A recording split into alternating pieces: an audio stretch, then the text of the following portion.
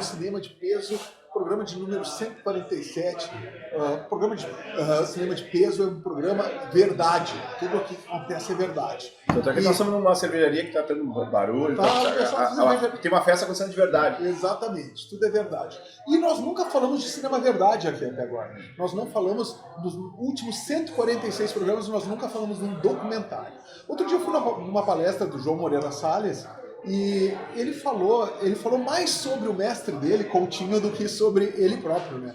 Então, o Eduardo Coutinho foi um mestre para a maioria dos documentaristas do país e escolhemos um filme a dedo, um dos melhores documentários do Brasil, na nossa humilde opinião, Edifício Master. Eduardo Coutinho foi a fundo, conheceu os habitantes de um edifício no Rio de Janeiro e ele criou uma obra-prima. No coração de Copacabana. Mas, vamos lá, YouTube. Assim, pessoal, aqui nosso primeiro documentário em cima de peso.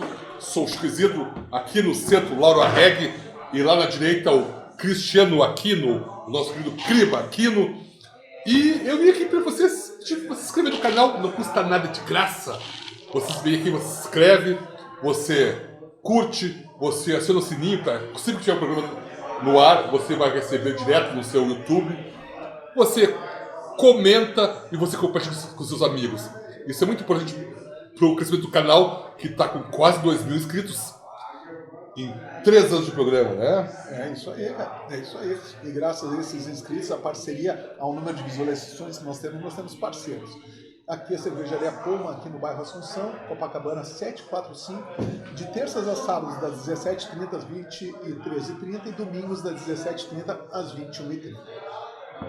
Vai no Instagram da Poma que tu vai ver o dia da pizza, o dia do hambúrguer, o dia do chopp duplo, de vez em quando tem uma parrilha nos domingos aqui, então vai lá e confere tudo que a Cervejaria Poma tem a oferecer. O Luciano e Edith, os queridos, o Luciano Mestre cervejeiro que faz essa cerveja aqui. Isso aqui é feito aqui na casa, vale a pena conferir. Seguimos falando do Ampola Studio dos irmãos Lauro e Felipe, um estúdio que está há 21 anos, olha a emoção do Lauro, 21 anos trabalhando com 37 mil horas de gravação. Acertou! Brasil! Primeira vez que eu acerto as horas. Então, gente, lá é um estúdio de ensaio de músicas, tá? Tem um barzinho, a gente grava todos os nossos programas de verão lá, é muito bacana. Sejam gentis, senhor Filipão. Sejam gentis, como diz o Felipe. Ou não. Então, vá lá e prestigia e faz o ensaio da tua banda lá no Ampola Studio. Temos também nosso amigo Pablo da Cachaça Coral Brasil, uma cachaça de 6 sabores que ele produz em Mariana Pimentel, uma cachaça muito boa. Que eu diga aos nossos convidados que sempre que saem daqui, saem com uma cachaça Feliz da vida. Feliz da vida. O Nildo me contando que ele chegou em casa e ele fez uma caipirinha e falou assim, olha, caipirinha maravilhosa. Colocou um limãozinho, açúcar e... Olha aí, ó. Sabe que fez a caipirinha? Chegou. Tá aproveitando, hein? Nildo que grava. Quinta série do Lauro aqui. Monty Python e o Cálice Sagrado. E terminamos falando também do nosso parceiro Alexandre Lau, da Lau Center Ótica. São 5 óticas em Porto Alegre. Tu encontra a Lau Center Ótica aqui no Passeio, tu encontra no Andradas, no Mãe de Deus Center, na Soledade, no Viva Open Mall e no Pátio 24 Horas. Obrigado aos apoiadores, vocês são muito importantes para o programa seguir. Agora que fechamos há pouco tempo 3 anos de programa no ar. 3 anos, né? Praticamente toda semana. Mas hoje é documento verdade, né? Hoje o cachorro até ficou Até o cachorro que eu ensinando ali, ó. Tudo é verdade, ó. Tudo é cachorro, é cervejaria, é tudo. Eu não falo sobre o Edifício Master, né? Na verdade, falar sobre o Edifício Master é falar sobre quem tá por trás dele, né? Não o cara que criou o edifício, aqui o cara que filmou. Não o arquiteto. Não o arquiteto, né? O Eduardo Coutinho dá pra dizer que foi eu acho que é o maior documentarista da história do cinema brasileiro, né? E talvez um dos maiores do cinema mundial. Ele, tanto é que uma curiosidade, a Abracine, né, fez uma seleção dos 100 melhores documentários brasileiros da história. E o Eduardo Coutinho, ele só tem 8 filmes daqueles 100, né? É mais ou menos como o Spielberg no cinema de peso. Mais ou menos, não é um cara assim que tipo... Não, e dos 4 primeiros, 3 são deles, né? O primeiro é o Cabra Marcado para Morrer, que também era um baita comentário que a gente poderia ter feito também. O segundo é o Jogo de Cena, que é o Jogo de Cena é fantástico. Podia ter sido o John Cena também, né? A gente não vai falar sobre o jogo de cena hoje, vai falar sobre isso. Não, eu preferi o cara marcado para morrer. Viu? A gente ia ter que falar de todos esses. E ele só perde para o terceiro, que é do João Moreira Salles, que eu não me lembro qual é, que eu acho que é o Santo uma coisa, sei lá. O Santiago. Santiago. Sobre o mordomo dele. Ele Santiago, falou muito isso. sobre o Santiago agora nesse. Eu não assisti assim, por lápis, mas É tudo bem. muito legal esse documentário. E o quarto é o Edifício Master do Coutinho, né? O que é o Edifício Master? O Edifício Master era um edifício cravado em Copacabana, no Rio de Janeiro. Essa é uma construção dos anos 60, 70, onde tem 273 apartamentos, praticamente uma cidade. 276. 276? Tem 273. É mais ou menos como ímpar, né? É mais ou menos como. Nasceu mais 3 depois da tua É pesquisa. mais ou menos como o Copan. Três puxadinhos, né? É mais ou menos como o Copan em São Paulo, né? Só que não tão. Não Não foi era, pelo não. Niemeyer, né? Não foi feito pelo Niemeyer, foi feito por algum parente daquele cara que derrubou o Sérgio Naia. Um palacinho, Capaz de cair, né? Lembrei. Mas literalmente aqueles pombal, aqueles treme-treme que se chamavam, assim, parece com 13 ou 14 andares, né? E ele passou de várias transformações nos anos 60, 70, 80, e no filme ele conta, quando o Eduardo Coutinho resolve adentrar naquele prédio, o edifício já tinha acabado com uma certa fama. Vamos botar aqui. Prostíbulos. Era prostíbulos no centro de Porto Alegre. Na verdade, eu vou corrigir lá aqui, tá? Se você é chato, são 12 andares, 23 apartamentos por andar. Boa. E eram. Sim, é gigante. É um bairro, né? É uma zona nobre, apesar que eram apartamentos tecnicamente baratos, pessoas simples que moravam lá, que herdaram, foram comprando, alugando e tal. E no passado era casa de massagem, prostituição, tiroteio, morria muita gente. Mais ou menos que nem aquele que Porto Alegre seria aquele edifício ali da Rua da Praia ali do. Galeria Maçom. Galeria. Não sei, eu não conheço. Eu ouvi dizer que ele é Galeria Maçom. Eu ouvi dizer que ele de Porto Alegre, cara. Nunca recebeu essa sexta-feira. Maçom, né? Foi dar uma volta ali, Galeria Chaves. Navigaram ali, eu só conheço de nome, eu ouvi falar, né? Que nem caviar. Nunca foi na Galeria Chaves ali. Mas eu ouvi dizer que tinha alguma coisinha ali, né? Acontecia alguma coisinha ali, né? Aqui na Galeria Maçom. Só que naquela época ele não tinha nem porteiro, né? Não, diziam também, eu tenho que deixar a identidade, né? É diferente, né? Mas é difícil, mas era isso. O que é a ideia do filme? Cara, a ideia, cara, o Coutinho, o fantástico do princípio do Coutinho, ele não fazia roteiro para fazer um documentário. Ele fazia o roteiro a partir das imagens que ele captou. Então vocês conseguem imaginar que ele entrevistou 26. Ele botou no filme 26 pessoas. Eu não estudei quanto será que ele entrevistou para chegar nesses 26. Porque teve uma pesquisa da equipe de pesquisa que selecionou pessoas. Deve ter tido muito mais gravações que daqui a pouco não renderam nem para ser um documento verdade. E dessas todas ele pegou 26 preciosidades. Vidas comuns em lugares comuns.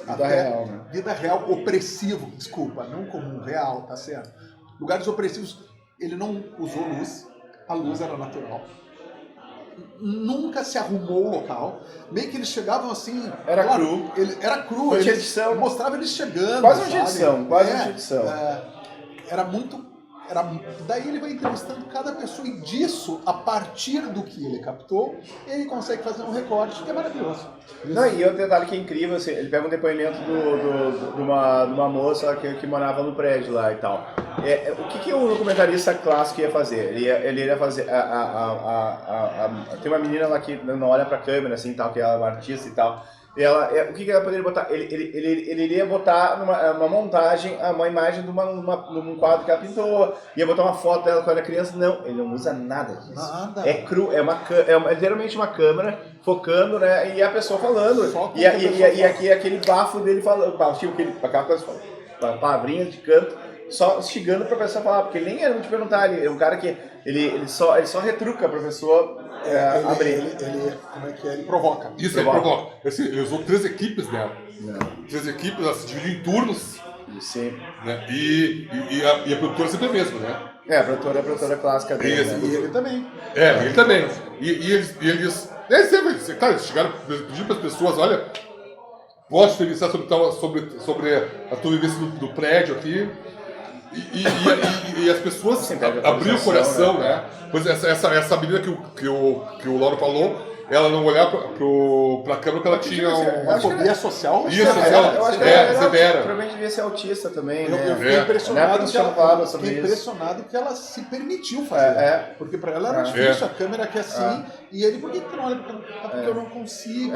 E ela falando com um jeito calmo. Né? Não, mas muito pelo dedo do diretor, que ele acho que ele devia. Vai que ele, algumas vezes ela não conseguiu fazer, na terceira vez ele fez vamos fazer agora. Esse é o depoimento que vai ficar, né? Isso aí era toda aquela. O humanismo que o Coutinho tinha de retratar histórias cotidianas, né? Da vida real, né? Ele teve visto aquele cara que era gato, né? E o cara. Casualmente ele não gagueja. E o cara fala, daqui a pouco. Olha só, eu não gaguejei nenhuma vez. Não gaguejei nenhuma vez. É incrível isso, né? Porque assim, a pessoa. Eu fui repórter durante muitos anos, ainda sou repórter, né?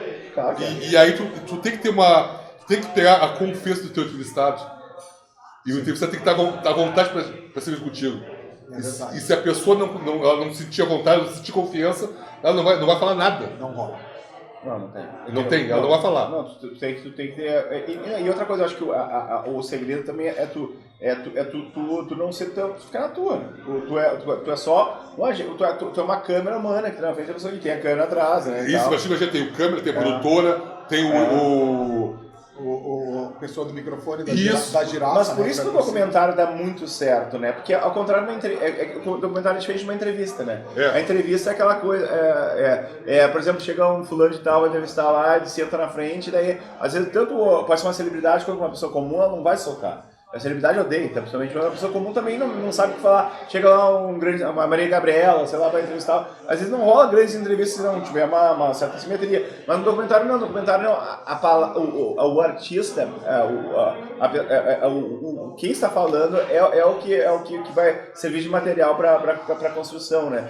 O Eduardo Coutinho, nós estamos falando sobre o Cabra Marcado para Morrer. Ele é um filme que ele começou nos anos 60, né? 62. Era só, passava em Pernambuco, acho que era, né? Isso. E o que aconteceu? Daí, ele estava no filme, esse filme da ditadura chegou no Brasil, e a ditadura, ela roubou os negativos do filme, né? Porque o Eduardo Coutinho era um notório lista negra comunista naquela época, né? Daí ele roubou os negativos do filme, que ele falou só do Matador e tal, assim, tava no interior de Pernambuco, algo assim, né?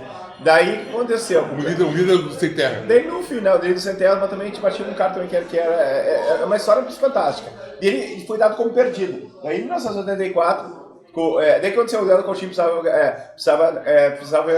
viver, né, e tal. Daí a Rede Globo, o Walter Clark, contratou ele para fazer o Globo Repórter, que revolucionou o meio mal. 84 não, em 74. Daí já tinha feito, vários diretores tentaram fazer, mas só que o único cara que realmente captou a ideia do Globo Repórter foi o Eduardo Coutinho. O repórter onde Glória Maria e outros tantos, né, Ernesto Palha, eles viraram os personagens da matéria, né? Isso é fantástico, né? E muito por uns 10 anos foi a questão do Eduardo Coutinho, que ele falava que era a questão do repórter, isso é fantástico. E daí ele por 10 anos, ele falou, eu tinha que pagar minhas contas, eu me vendi pra Globo, ele falou, e não tem problema nenhum com isso. Daí em 84, com a ditadura já mais branda, entre aspas, assim, no finalzinho, né? Pós-anistia e tal, então, esses negativos desses filmes apareceram de novo. Ele remontou, ele fez um final pro filme que ele tinha feito em 64, por isso virou talvez o melhor. Isso, e quando esse filme ele sai, ele Cabra, né? Vai pro cinema, o Cabra marcado pra morrer. Eu me lembro que na faculdade, no meu primeiro ano, a gente estudou esse filme. O canal de cinema, a gente estudou o Cabra Marcado pra Morrer. É um filmaço. Isso, em 8h30. Cara, o Coutinho, ele falava que às vezes ele não entendia o filme que ele fez, no sentido dele gravou e ele dava um tempo para montar. Ele dava um tempo para pensar o filme. Ele era meio lento, né? O filme dizer as coisas, dizer como tinha que ser montado. Sim. Isso é fantástico também, o processo de criação dele. Ele pensava nisso tudo, né? Mas pensa, nessa história do Edifício Master, são totalmente histórias nem um pouco ensaiadas, né? São totalmente histórias. Como falou, pode ter pego história totalmente que jogou na lata do lixo, como ele pegou histórias maravilhosas e pegou de gente Tem aquela famosa história do filme ali do cara que foi para os Estados Unidos, né? E foi. E trabalhou um órgão, sei lá, de tecnologia, coisa assim e tal.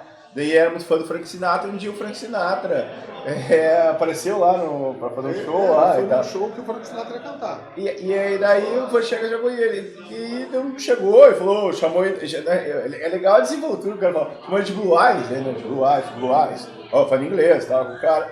Daí chegou que eu sou muito fã da My Way e tal, daí na hora que o cara foi cantar. Eu acredito que é uma maior cascata, porque ele cantou o que ele falou, mas ele chamou o brasileiro, amigo dele, que ele conheceu 5 minutos antes pra cantar My Way com ele, né? Daí o Coutinho provoca ele, tu quer cantar My Way agora pra nós? Então, tu vai cantar My Way, daí ele bota a parede de CD, o filme é de 2002, né? Então, bota o CD e ele começa a cantar, é muito emocionante. O mais fantástico dessa cena é de chorar essa cena. Chorar, linda. Ele deixa a música inteira rodando. Deixa. Aí, ó. Aí, ó. Falando em cinema verdade, veio o Milico. Eu quero mais uma Coca-Cola verdade, por favor, tá? Uma pizza verdade. Eu vou comer enquanto a gente fala, é verdade. Mas a questão é essa, tipo, daí, aquela beleza daquela sutileza da cena, ele vai rolando e não tem, o filme não tem sonoplastia, o filme não tem trilha sonora, o filme não tem recorte, não tem 2, 3 câmeras assim, né, fazendo simultânea, que também é bonito de documentário, também serve pra isso aí, né, então hoje nós estamos uma homenagem aos documentários, né. Até uma coisa assim que eu vou fazer uma provocação, né, hoje em dia o documentário é uma arte tão forte quanto fazer um filme, uma ficção. Assim, tão, digamos, tu bota na mesma prateleira, documentário para ficção. Não, cara, a pergunta é boa, porque, por exemplo, Gramado se discutiu muito. Obrigado, cara. Gramado se discutiu muito, porque diziam melhor filme e melhor filme documentário. Os documentaristas ficam putos com isso, né, cara? Filme é filme, meu. Filme é filme. Agora, se as pessoas dão a devida importância em relação aos dois, eu acho que não. Agora tá tendo um da Rita Lee, né, cara? Mas eu acho que as pessoas... acho que até com o advento do streaming, o documentário tá muito forte. Tem documentários, tanto gringos quanto nacionais, muito bons. E tem muita gente que às vezes prefere ver documentário, às vezes com filme de ficção. Porque na verdade os documentários são tão bem feitos, né? Eles usam tantas cenas de arquivos, principalmente os gringos, então tem cenas de arquivos maravilhosos. O brasileiro, infelizmente, nunca teve segurar cenas, guardar cenas, até, né? Porque tem assim, até incêndios. Porque assim, até uma coisa assim, eu sou fã do History Channel, né? O National Geographic saiu do ar, infelizmente, né, aqui no Brasil. Sim. Porque os americanos e europeus sempre tiveram essa cultura de filmar, né? E guardar as imagens. Já o Brasil, uma questão econômica também. O Brasil não tinha essa coisa de guardar a história, de preservar a história. E nos anos 60, anos 70, as filmagens, eles reutilizavam as fitas, né? Eles gravavam por cima. Os papers, né? Isso. O magnético, é verdade. Questão econômica, eles para não gastar. E fora os famosos incêndios da Tupi, da Record, da Globo, que botaram fomentário do acervo, né? A gente pode agradecer aqui em Porto Alegre a Leopold Som, né? Isso. Tem imagens maravilosas da Porto Alegre dos anos 40, 50. Eu sigo no Instagram. Inauguração da Freeway, Caminho para Torres. E API. É do fantástico isso aí. A narração pós-impostada. Isso, Daí, por exemplo, hoje em dia, nós temos uma documentarista famosa, Petra Costa, né, que fez Democracia em Vertigem, e o próximo filme que ela está lançando agora, que é sobre a ascensão evangélica na política brasileira e como isso influenciou algumas eleições, está sendo o produtor executivo é Brad Pitt. Bacana. A gente vê o nível do nosso documentário, né, cara? Sim. Não, a Pietra fez aquele documentário dela, muito legal. É muito legal. Claro que muita gente vai botar viés político, mas tudo, qualquer filme, qualquer coisa de arte tem viés político. Ninguém é neutro. Ninguém é neutro. Sempre vai ter. Tu pode tentar ser máximo isento, mas sempre tu vai botar um cadinho pra lá, um cadinho pra cá, que não é nenhum problema, né? Cada um tem a sua ideia, a não ser que seja radical e imbecil. Mas, voltando, eu até acredito nessa questão do Kleber Mendonça, acho que foi importante. Eu, na minha concepção lauriana de ver, eu acho que o Retrato dos Fantasmas é um filme, é um documentário, não é um filme. Eu acho que é um documentário. Eu não botaria como melhor filme do Oscar, mas botaram. Maravilhoso filme, ótimo. Só que eu acho que tem diferenças. Não estou dizendo que é menor ou maior a prateleira. Mas é porque ele tem eu acho que tu separa em prateleiras, mas não em altura de prateleira. Entendi.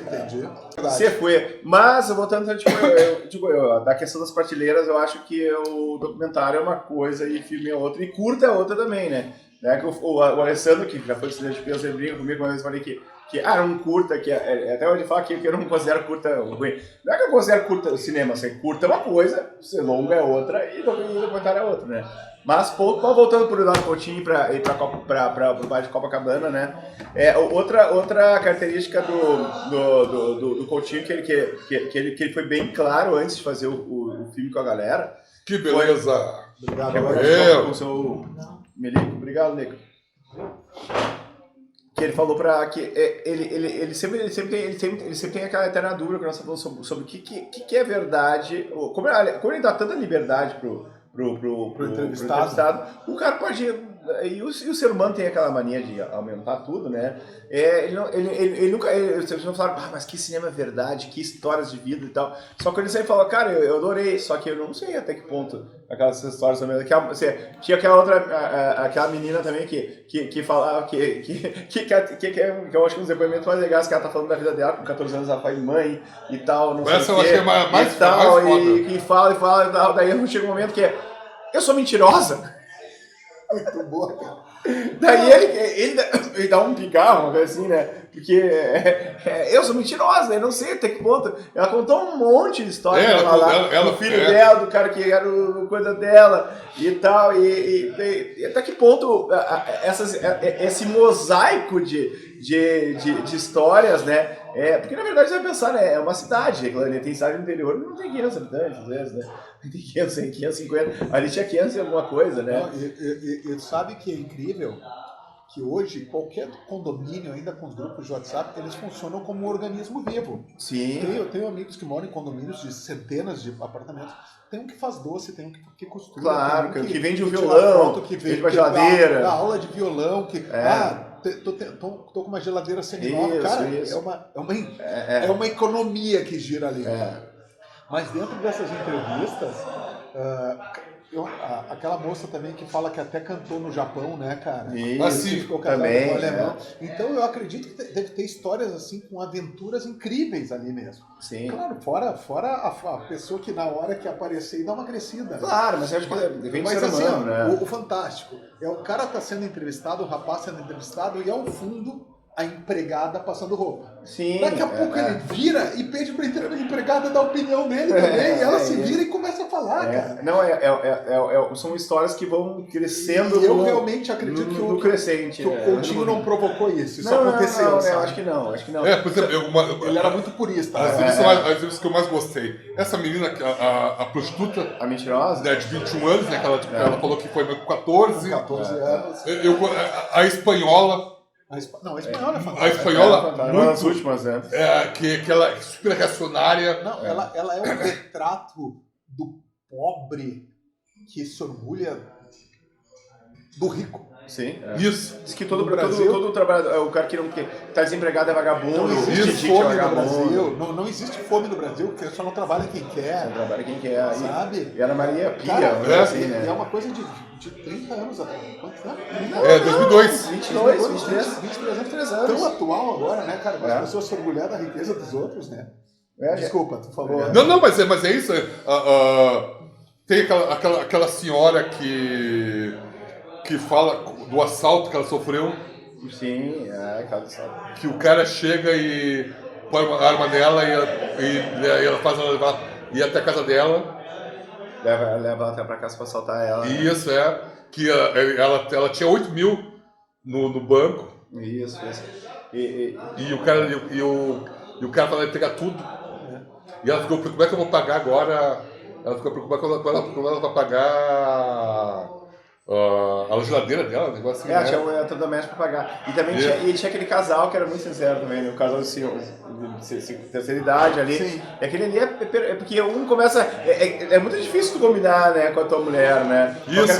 Tem muitos programas assim, tipo, os caras tentam fazer. Qual é a cor preferida do cara, qual o filme do cara, não sabe, né? Às vezes o cara não sabe qual a comida preferida, aí dá aquelas brigas ali. E aí imagina um documentário que só tem duas pessoas sentadas e os caras, um começa a contradizer o outro e tal. Se tu ama muito, vai tomar. Não amo. Muito bom. boa, né? É muito boa, né? E o síndico, o Sérgio. Não, sim. Mas foi o cara que virou o xerife de lá, né? Isso. Porque eles eram treme-treme, né? Treme-treme é um termo que se usava, né? É que fala, vai ter tipo, gente, às vezes tá vendo essa estatística de peso, tem gente entre 17 a 23 anos que assiste o programa. Então o treme-treme era aquele prédio assim que tinha prostituta, tinha briga, tinha bêbado todos têm. Assassinatos. Prostituta, tudo tem até hoje. Só que naquela época era porradaria, era barraco entre vizinhos, era cara brigando que o cachorro tá latindo, Tinha assassinatos, era um tinha barraco, tudo, barraco, o famoso treme-treme, né? Tem muitos por aí em Porto Alegre, até hoje tem, né? Só que daí, tipo, até 96, 97, o prédio era mais ou menos assim até entrar o fulano, o Sérgio, que virou o zelador e tal. O síndico. O síndico, né? O síndico, e o síndico, e ele fala, né? Remunerado, e veio bem, né? Ele fala, né? Que ele teve que, pra arrumar o prédio, ele teve que usar de Piaget a Pinochet. É muito boa essa versão. É boa essa versão. Né? Aí, por que não? Porque eu tive que usar psicologia, Ótimo. tudo, e também ser um meio ditador, né? Decreto-lei. E às vezes precisa disso aí, né? Para as coisas funcionarem, claro, o ideal é sempre ser Piaget, né? Sempre na base da poesia do papo e da democracia, né? Mas às vezes precisa botar uma mão na mesa, né? Literalmente. E me fascina também, as pessoas falavam que tu ouve tudo das casas do lado. Sim, não devia ser muita qualidade, as paredes, acabamento.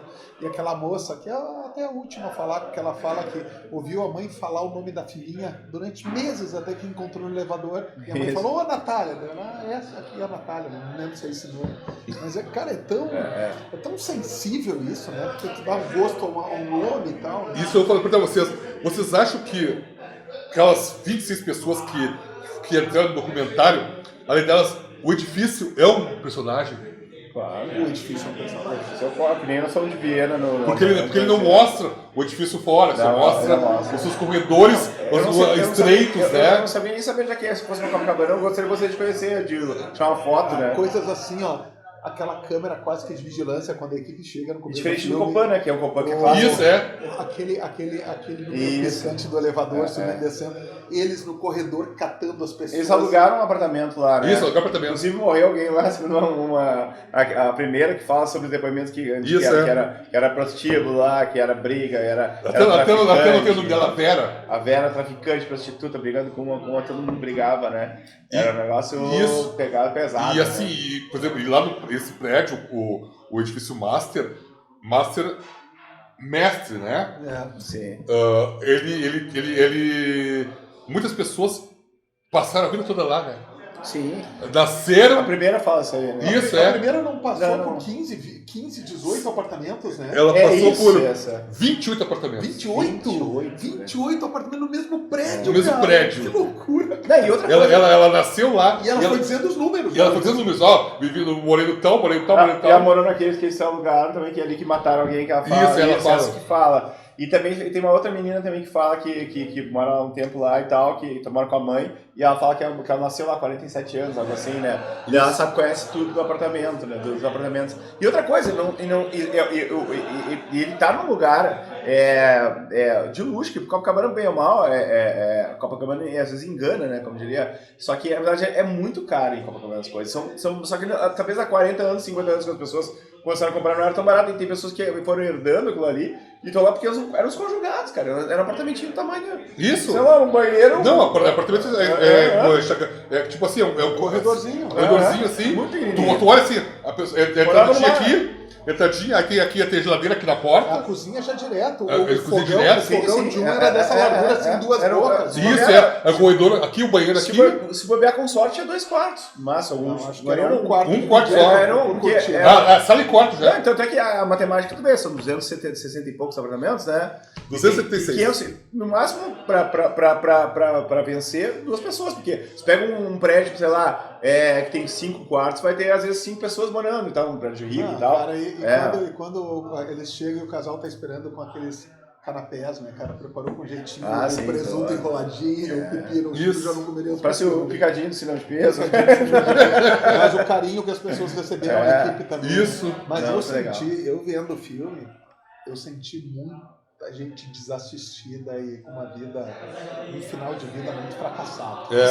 Sim. Né? Entrevista também um ator, né? Era um ator que era coadjuvante de vários filmes, né? Ele fala, eu até tentei procurar o nome do cara, que daí ele fala que ele participou do Eu Matei Lúcio Flávio, Lúcio Flávio, uma professora de agonia, e daí ele ficou surdo no filme O Caso Cláudia, né? Ele conta a cena que daí um cara foi dar um tiro de festim, só que era pra ser, sei lá, uma carga menor, e pum, explodiu o tímpano dele, né? Daí Mas ali, ele manteve a cena. Ele tomou o tiro e apertou o sangue falso na boca e caiu na parede e tudo. O ouvido explodido. Isso que é ator, né, cara?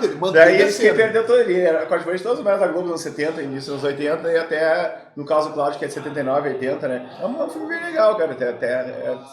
Era um filme sobre os dois playboys que mataram jogaram naquela avenida Niemeyer, lá no Rio de Janeiro. Eu me lembro dessa reportagem, cara. Era nos 70. Era um cara que ele era herdeiro da... Método de uma mala, né? Crime da mala, não é ele? Não, Crime da Mala é outro. Não, esse cara era herdeiro daquela marca suíça de relógios e tal. Era um cara que viu um playboy que morava no Rio de Janeiro e tal. E o cara... Ele passou a vida na cadeia, inclusive, né? Depois... Não, fugiu? Não, ele fugiu. Só que o cara brasileiro que se deu mal que tava com ele, porque passou um tempo em cana e tal. Que até no filme acho que é o Denis Carvalho que fala, sei lá, não sei. Era um dos bons. O brasileiro era bom, né? Sempre foi bom os anos 70. Sim, até tem que desmistificar a questão do filme que só tinha putaria, né? Não, claro. Não, e esse aí, com certeza. E o caso não era só isso. Menor. Mas o caso até do documentário, eu acho que o documentário no Brasil hoje em dia também está em alta, também, se eu pensar, né? Em alta, eu acho que tem muita gente fazendo documentários legais, tanto assim documentários chapa branca. E vou ser bem sério, eu não gosto de documentário chapa branca, né? Aquele chapa branca, aquele cara assim, tipo, sei lá, falando documentário sobre enchente, o Estado paga e tal, né? Ponto, né? Já falei que eu ia falar. Eu prefiro um documentário mais... mais cru, né? Mas também não você... Ou quando vai falar um artista, vai fazer um documentário sobre um documentário que eu acho muito legal no Brasil é do Raul Seixas, cara. O Raul é muito bom. Inclusive, aquele início, fim e meio, início, meio e o... Inclusive tá entre os 100 maiores, Início, né? meio e fim. Início, fim e meio. Eu não vi esse do Ritas, Total Ritas, é bom esse do Ritas? O Ritas eu não vi, eu vi o outro dela. Esse último tá até nos cinemas, até o Ritas, né? O Ritas 84 minutos, eu acho que é muito pouco pra fazer Ritalinha, 84 minutos, né? Mas também, muito né? pouco. Esse que é a merda do documentário também, né? Porque um filme que tu tentar condensar uma vida tão intensa como da Rita Lee. Porque vamos combinar, né? Condensar também, o Montinho também condensar, que cada vida tem seu tamanho, né? E também, às vezes, condensar em depoimentos de 15 minutos, 12, 13 minutos também uma vida de uma pessoa, falando pausadamente, o cara tem que ser um gênio também, né?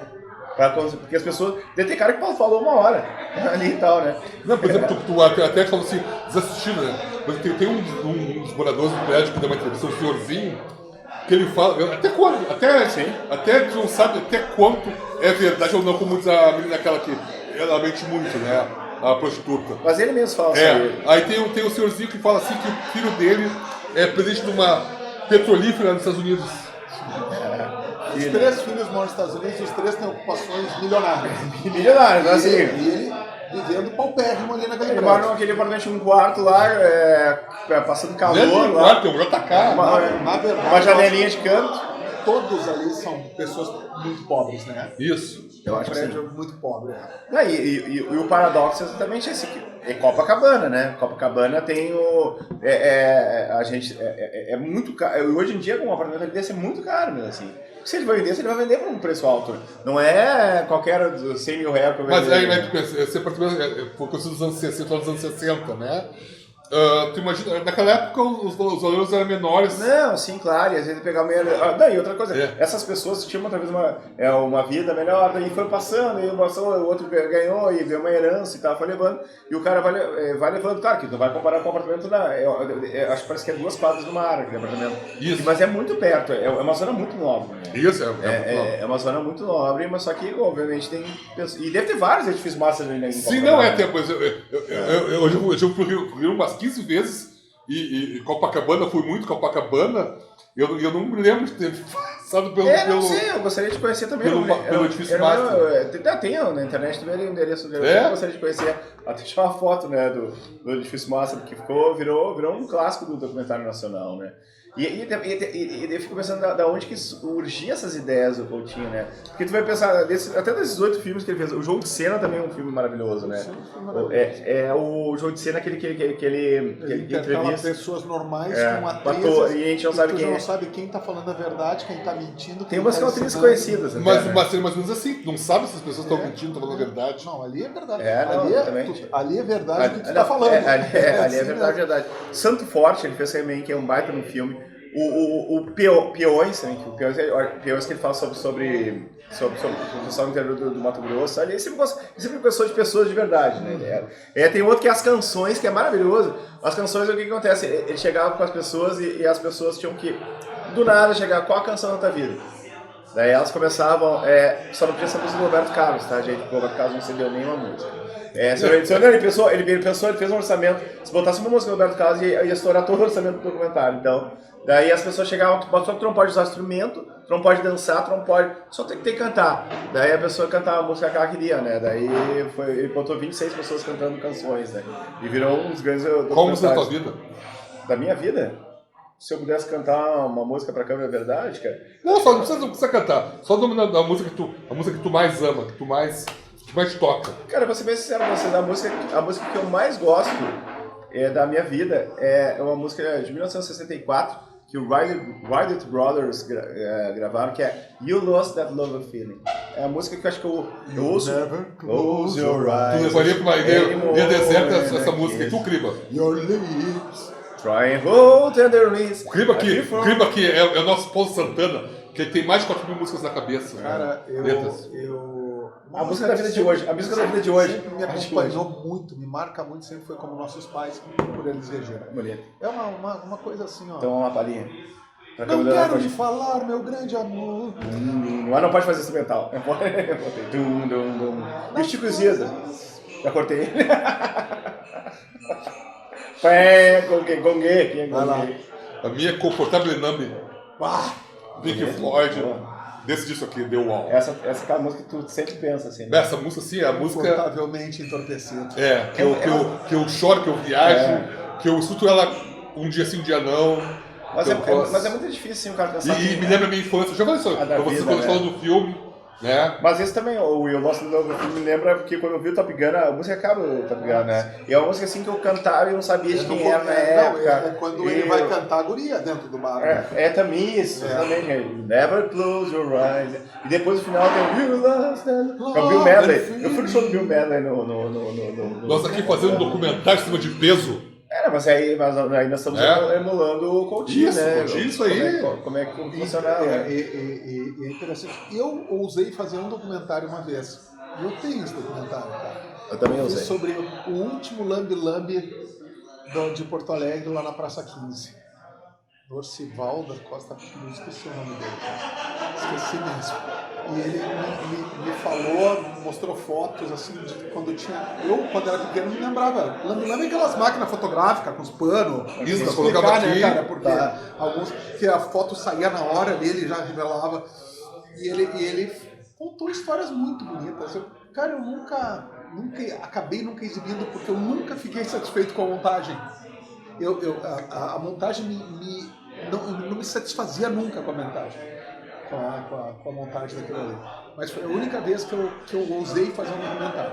E um projeto que eu tinha era filmar os idosos da minha família contando a sua vida para que os meus netos pudessem conhecer os meus avós. Isso eu fiz. Isso tu fez. Isso claro, eu que legal. Tem guardado. Isso eu fiz. Isso é ótimo, cara. Tem o meu avô de 22, a avó da Liz, sabe? Os filhos dos meus filhos vão ver os avós deles falando, contando a história de vida. Aí, falando, Tô pra fazer agora, antes que seja tarde até, com a geração dos meus pais e dos pais da minha ex, assim, pros meus filhos, os nossos netos terem isso. Então tem que tocar esse projeto. Acho muito válido. Isso é muito válido. Em 2018 também a gente ia fazer um documentário da Ampola, né, dos 20 anos. A gente passou o ano inteiro coletando eu tenho depoimento todos guardados, cara. Mas eu vou dizer uma coisa, cara, eu fui muito na Maníaco, eu fui todo. a gente pegou depoimento de muita gente e eu não sabia como montar aquilo ali. Cara, E daí chegou, eu também não sei fácil, como, não sei montar, eu tinha um amigo nosso que fazia isso aí, né? E a gente tentou, a gente fez tipo, eu e o Filipão tentamos fazer do Ampola com o Bruno Pérez, então um abraço pro Bruno, que foi o cara que e nós íamos em vários locais e trouxemos muita gente que tocou no Ampola, só que realmente nós temos guardado tudo numa nuvem, né? Todas aquelas imagens que elas são guardadas, que sendo daqui a algum bom tempo a gente pode desculpa, aproveitar. Eu, contratado pela igreja luterana, eu fiz um documentário sobre a vida de Lutero lá na Alemanha. Tu falou, né? Mas foi um seriado para o programa de TV. Foi um roteirinho bem bacana, mas tudo roteirizado, muito mais fácil. Mas tu vê que só com esse papo aqui que nós estamos tendo agora, o que eu falei, eu já estou começando a pensar. E eu não consegui tentar montar um documentário. Eu falei que a prateleira era outra, não estou dizendo que era menor ou pior, né? Pra ver a dificuldade, às vezes um filme pode ser mais fácil, às vezes uma ficção, né? Roteirizado. Uma ficção, roteirizado que montar Não, cara, o documentário é muito difícil. Como é que ele definiu a ordem dos 26 depoimentos? Ou qual o prédio, como é que eles definiu, o que aquele prédio... O símbolo, qual é? A última guria falou, acabou, né? Ela falou assim, cara, acabou, né? Como então, se acaba, né? Como se acaba, daí acabou o filme. E como tu decide quem vai entrar e quem vai ficar fora? Uma coisa que eu prestei atenção, ele não precisou colocar legenda em ninguém, quer dizer, quem falou claro entrou. E muita gente deve ter tido histórias preciosas que a fonética inclusive, dela até o Gago entrou na história, né? O Gago falou sem gaguejar. Exatamente. Não, e teve gente que deve ter tido histórias boas que alguma coisa estragou. Alguma coisa deu merda. Sabe? O cara foi um nazista no meio da conversa. Pode falar. Tanto é que a mais nazista de todos foi a espanhola, né? Isso, E ele botou, mas era aquela coisa, era um pensamento do cidadão de bem, né? Era cidadão de bem. Não, e até tu olha, por exemplo, que tá o neto dela e ele pergunta, que tu acha da tua avó, né? E ela, minha avó é maravilhosa, uma pessoa, né? E aquela moça meio masculinizada que tinha uma guria que trabalhava, que morava com ela. E a mãe morava com ela. E naquela época não se falava que elas eram um casal. E elas eram um casal, tá? E a outra quase olhava pra câmera também, ela tava muito tímida, né? Isso. Porque era uma guria companheira dela, né? São duas gurias que hoje a gente teria certeza que é um casal, mas na época, há 25 anos atrás, não podíamos ser. Não podia. Cara, início dos anos 2000, há 23 anos. Início dos anos 2000, cara, que horror. Já era praticamente a era Lula, que tá começando e tal, né? E ainda tinha muito preconceito. E tem outro... ainda tem, né? Não tinha. E o outro pitoresco que ele entrevista no filme é um treinador de futebol do Itaperuna Futebol Clube, né? O Paulo da Mata. Paulo da Mata. O Paulo da Mata é um cara que fez o mesmo jeitinho essa história dos anos 90. Ele se apresenta como treinador, ex-jogador de futebol, que jogou em milhões de países Japão, e tal. Jogou na Estados França, Unidos, sabia Alemanha, falar, França. ele podia fazer entrevista em qualquer idioma, era um cara bem coisa.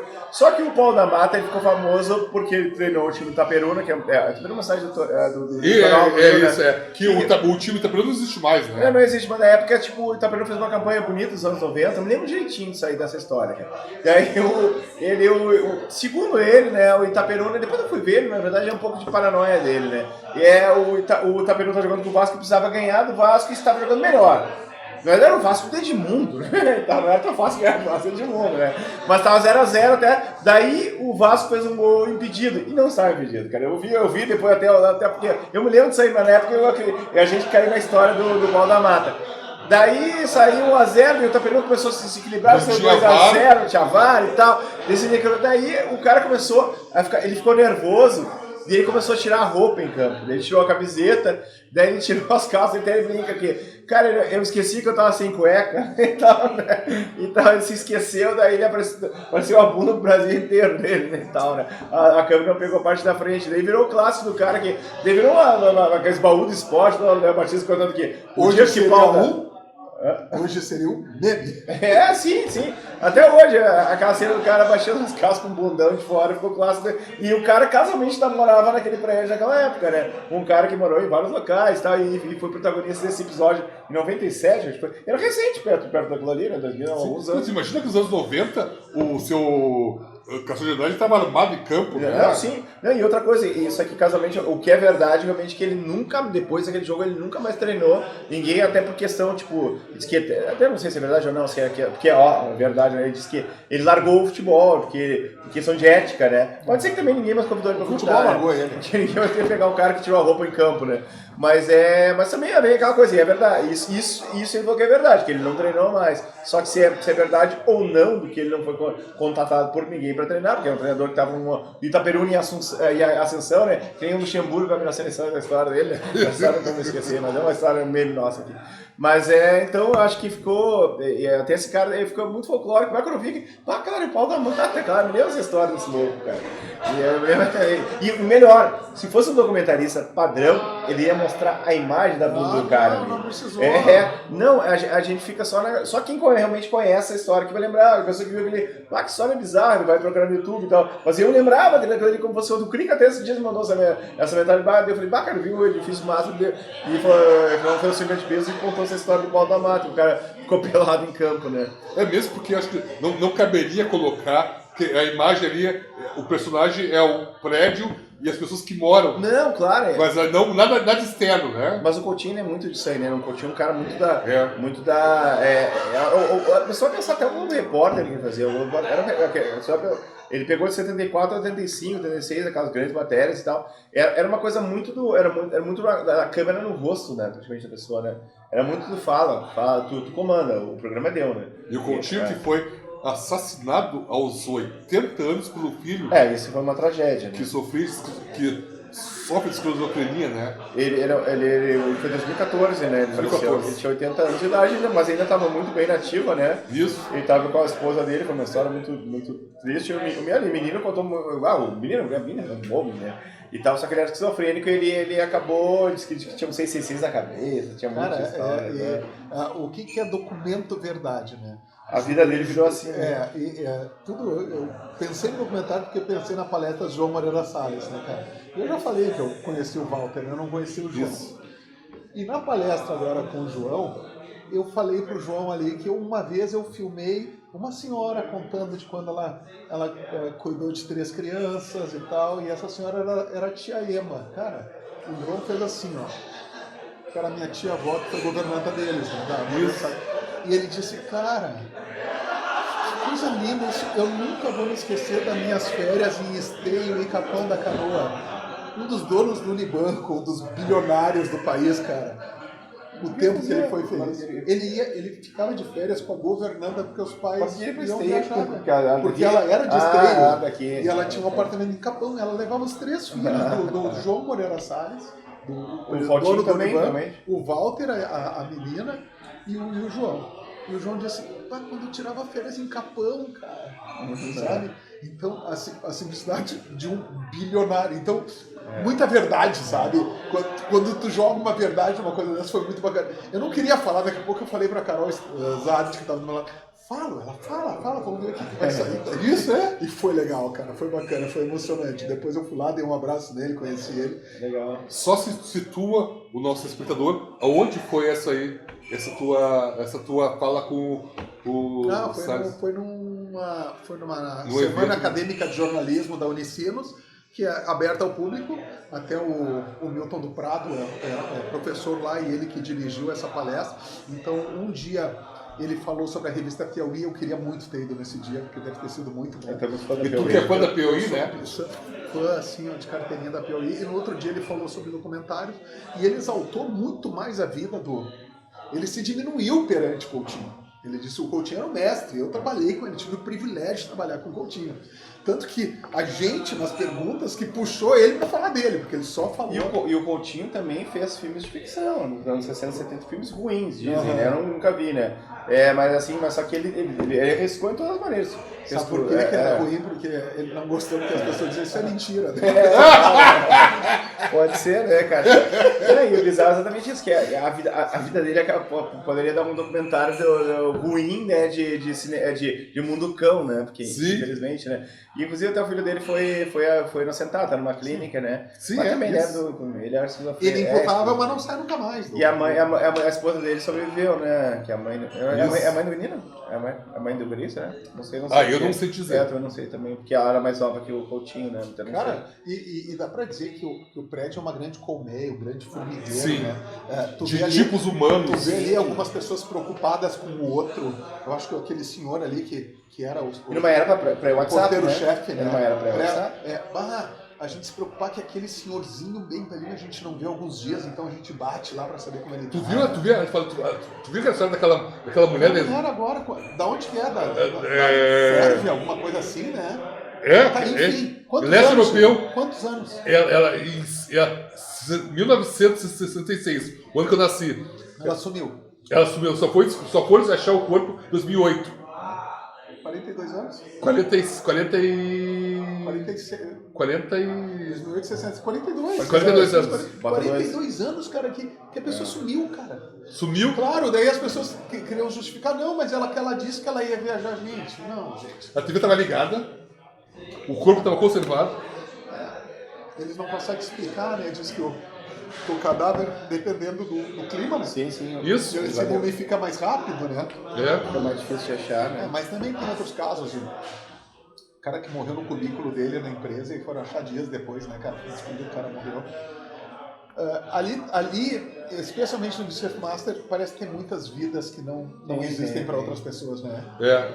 Por isso eu digo assim, aquela coisa, por exemplo, no meu prédio, né, no meu condomínio, cara, tem vizinhos que não se falam, né?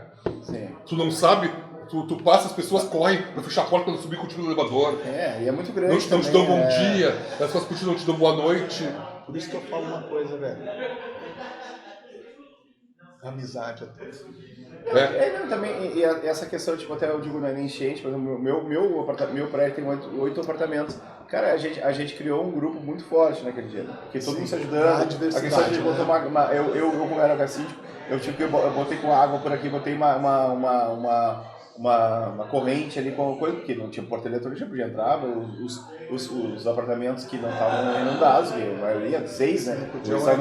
Daí a gente botou, e a gente ia lá ver, e a gente criou uma agenda. Tanto é que a gente fez uma festa de fim de ano lá no ano passado, na frente, deu uma galinhada e lá e tal, e foi uma coisa que nunca se tinha feito, eu moro há 13 anos lá, sabe? Tipo, nunca, tipo, graças à tragédia da enchente, né? Que a mulher do térreo mesmo, que perdeu tudo, praticamente o apartamento dela, que organizou a festa. Isso aí é bacana, esse negócio desse cosmo. Porque na verdade é um microcosmo, né, da cidade. A gente mora num prédio de 6 apenas. De 8, né? 8 não era difícil conhecer todo mundo. Não, mas mesmo assim a gente não tinha, sabe? Aqui as pessoas têm horários diferentes. Isso. Ali a própria... Não, tu conhece, só que tu não tem, mas depois daquilo ali parece que tu sentiu aquela união de todo mundo se ajudar a limpar aquela coisa, a limpar a parede, a fazer não sei o que, sabe? Tipo, imagina...